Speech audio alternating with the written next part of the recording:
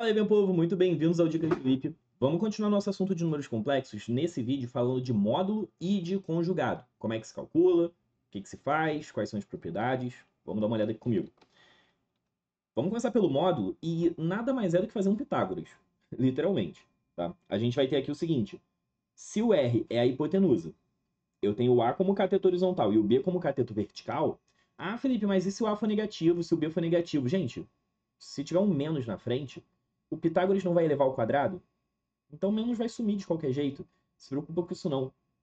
É uma consequência direta. Então a gente vai dizer que o módulo de um complexo, que é representado pela letra R normalmente, mas com frequência eu vou querer escrever a notação de módulo exata, tá? Ele vai ser a raiz de A quadrado mais B quadrado. É uma consequência direta, como eu falei, do Pitágoras, ok?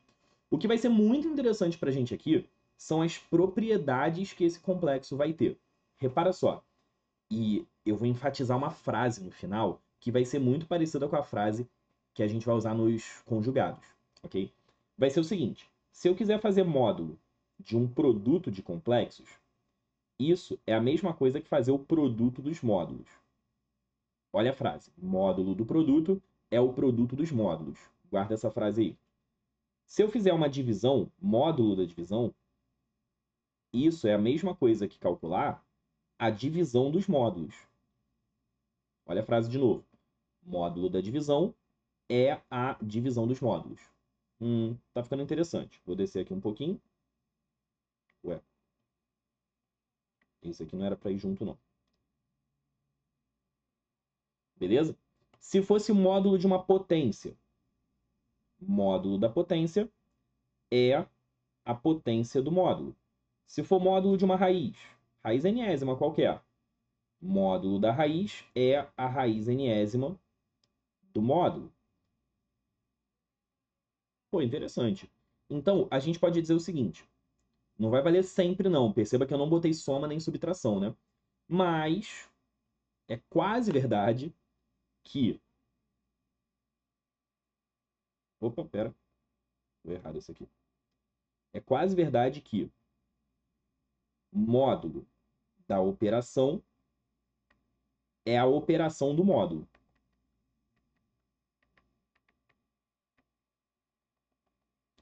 Operação é. Se tu guardar essa frase, você não precisa decorar cada uma das propriedades individualmente. Só que isso aqui não vale, essa frase que eu falei não vale para soma e subtração.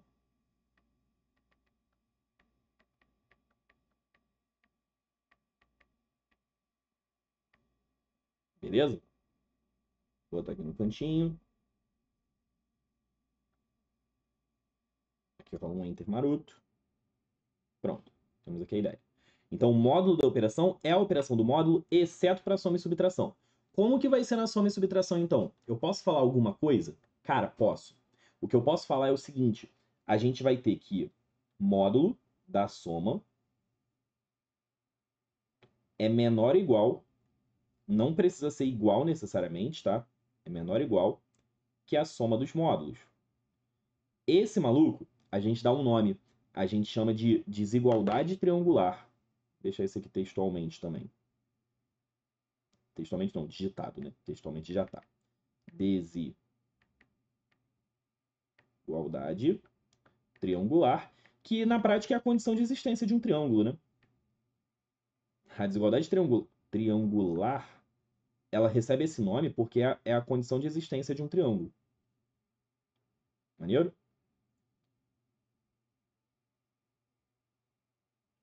Esse tá bom, né? Beleza? Felipe, quando que a igualdade ocorre? Vou falar aqui para tu. A igualdade vai ocorrer quando os meus números complexos são múltiplos um do outro. Pensando vetorialmente, é como se os meus vetores fossem paralelos. Maneiro? Especificamente paralelos de mesmo sentido. Show? Então, a igualdade ocorre. Aqui eu vou botar manual mesmo. Igualdade se Z1 igual a KZ2, com o K sendo um real positivo. Tá? Se o K for negativo, aí não vai ser soma dos módulos. Beleza? Eventualmente vai ser a diferença de módulos. Mas aí é um detalhe muito específico, a gente não precisa entrar nesse detalhe, não. O que eu quero que vocês saibam é, pensando numa questão teórica da AFA, até mesmo da SpaceX, da EFON, da escola, enfim, mais provável para a AFA, essa característica, EFON também gosta de desigualdade triangular bastante, bastante.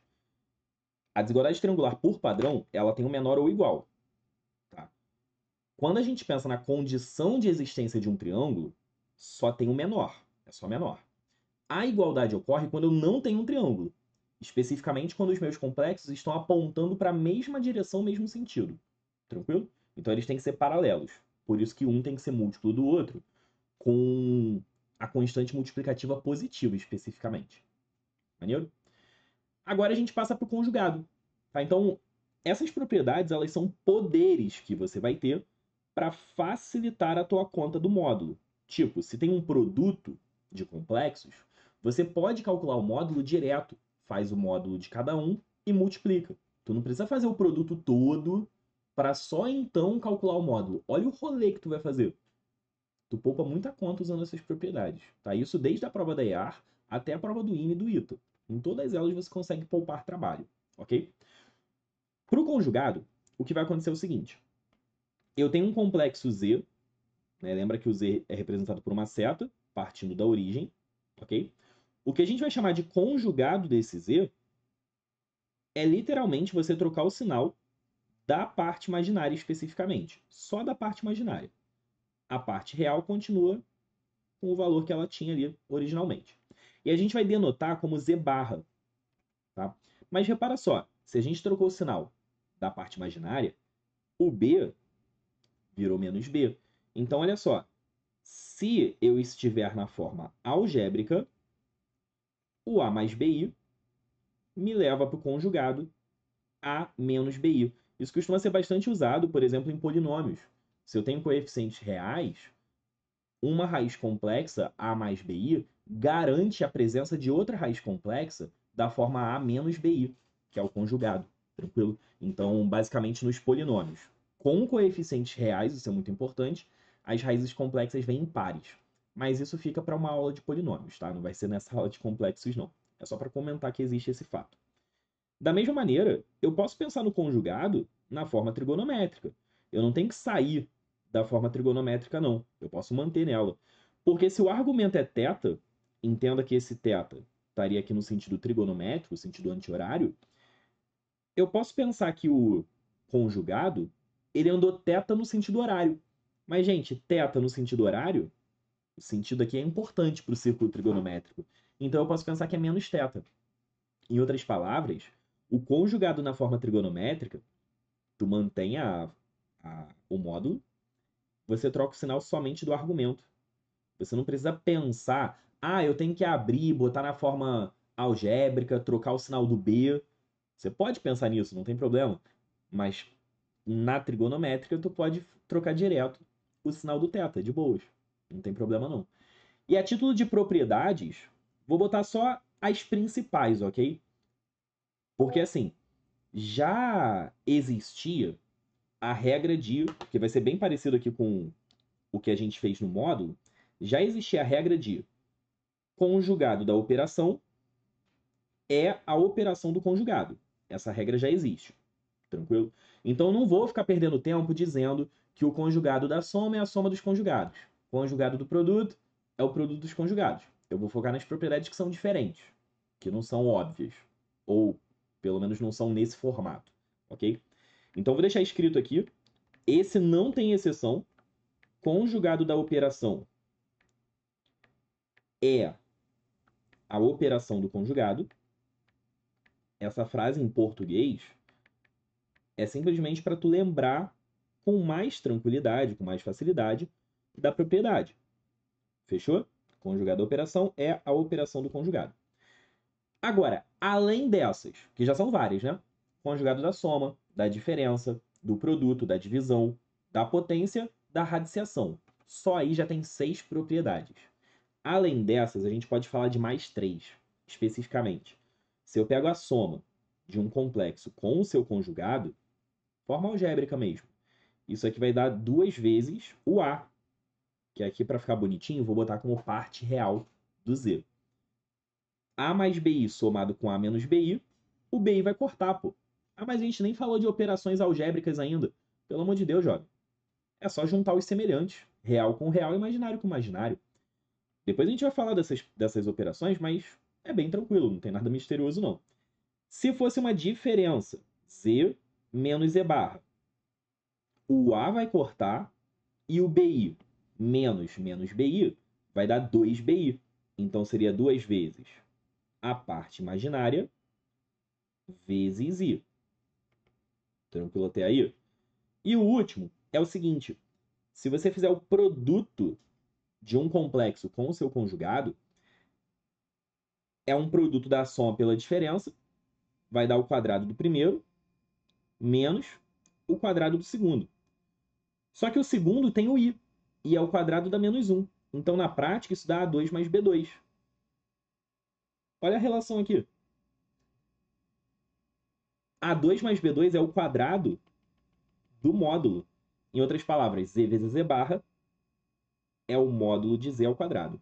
Essas são as informações mais interessantes, assim. Ideias específicas, que aí já não são as informações iniciais, já são mais específicas. Se o módulo for 1, se eu já sei que o módulo é 1, Z vezes Z barra vai dar 1. Então a gente poderia pensar que o Z barra é 1 sobre Z. É uma consequência dessa propriedade, não é como se fosse uma propriedade nova. Pelo contrário, é uma particularização dessa terceira propriedade que eu escrevi. Maneirinho? Beleza? Então, com essa ideia, a gente sabe trabalhar razoavelmente bem com módulos e com conjugados também. O principal aqui é você conseguir reconhecer e encontrar rapidamente quem é o módulo, quem é o conjugado, dado o teu complexo. Maneiro? No próximo vídeo, a gente vai falar, finalmente, das operações algébricas. Especificamente, a gente vai falar de igualdade, soma, subtração, multiplicação e divisão. Beleza? Bora lá!